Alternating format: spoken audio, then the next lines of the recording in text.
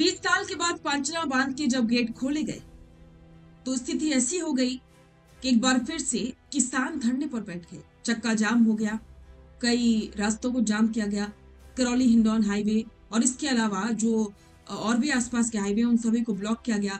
गांव-गांव की सड़कों पर लोग धरने पर बैठ गए।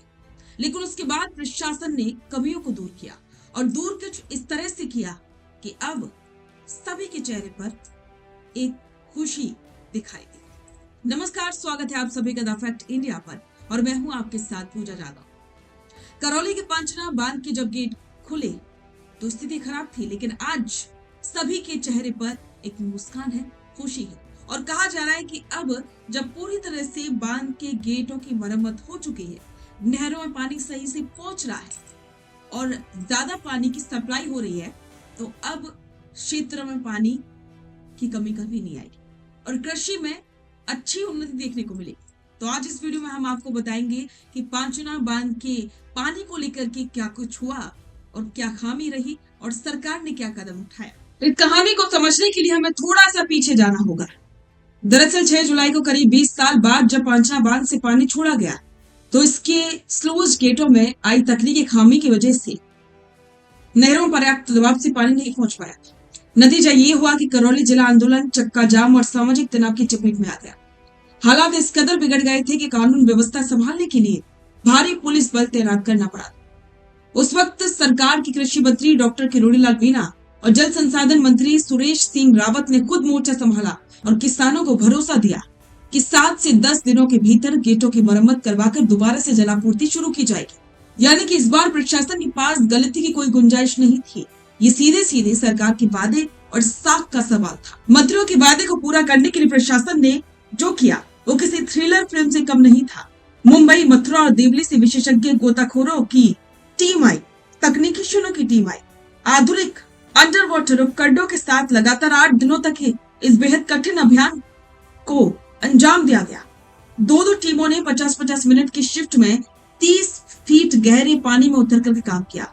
करीब 17 घंटों चले इस मुख्य ऑपरेशन के दौरान दोनों स्लूज गेटों की 3-3 लोहे की रॉड, 3-3 स्टील प्लेटें, कंपलिंग, सॉकेट और बोल्ट सहित पूरा मैकेनिकल हार्डवेयर बदल दिया गया। लगभग 24 लाख रुपए की खर्च और जान जोखिम में डालकर के किए गए इस ऑपरेशन के बाद गेट पूरी तरह से काम करने लगे। लेकिन प्रशासन पिछली असफलता से सबक ले चुका था और इसीलिए कोई जल्दबाजी नहीं की गई। वेल्डिंग और मरम्मत के बाद कई बार गेटों को खोला और बंद करके उनकी रीटेस्टिंग की गई। इस सफल परीक्षण के बाद कमांड क्षेत्र और पांचना गुडला संघर्ष समिति के प्रतिनिधियों ने सरकार और प्रशासन का आभार जताया।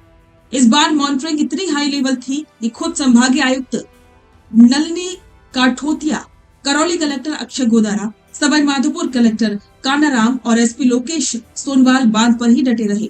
देर रात तक अधिकारियों की हाई लेवल बैठकें चलती रही। इस सफल टेस्टिंग से सिर्फ करौली नहीं बल्कि सवाई माधोपुर के इलाकों में भी सिंचाई व्यवस्था सुचारू होने की उम्मीद जग गई। ग्राम उत्थान समिति का मानना है कि इस नियमित जलापूर्ति से कवाड़ क्षेत्र में हर साल 200 करोड़ रुपए से अधिक का कृषि कारोबार बढ़ेगा, जो स्थानीय अर्थव्यवस्था के लिए किसी बूस्टर डोज से कम नहीं है। पांचना बांध का सफल ऑपरेशन ये दिखाता है कि अगर प्रशासनिक इच्छा शक्ति और सरकार की नीयत साफ हो तो 20 साल पुरानी समस्याओं का भी समाधान महज कुछ दिनों में निकाला जा सकता है। तो अब इससे एक बात तो साफ है कि सरकार की इच्छा शक्ति वाकई में काम करने का है और अगर जब सरकार की इच्छा शक्ति होती है तो प्रशासन, अधिकारी और सारा सिस्टम अपने आप ही काम करता है।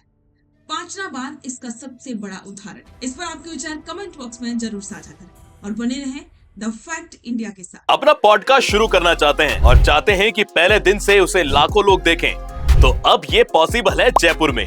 जयपुर का सबसे तेजी से बढ़ता हुआ digital news channel the fact India आपके पॉडकास्ट को वर्ल्ड क्लास बनाने के लिए जयपुर के बीचों बीच श्याम नगर में लाया है world class podcast setup, green screen setup. उसे शूट करने के लिए best state of the art facilities, editor से लेके लाखों फॉलोअर्स और करोड़ों वाली रील्स वाला यूट्यूब चैनल, और ये सब आपको एक ही जगह पर मिलने वाला है। तो पूरी जानकारी के लिए आज ही व्हाट्सएप कीजिए इस नंबर पर।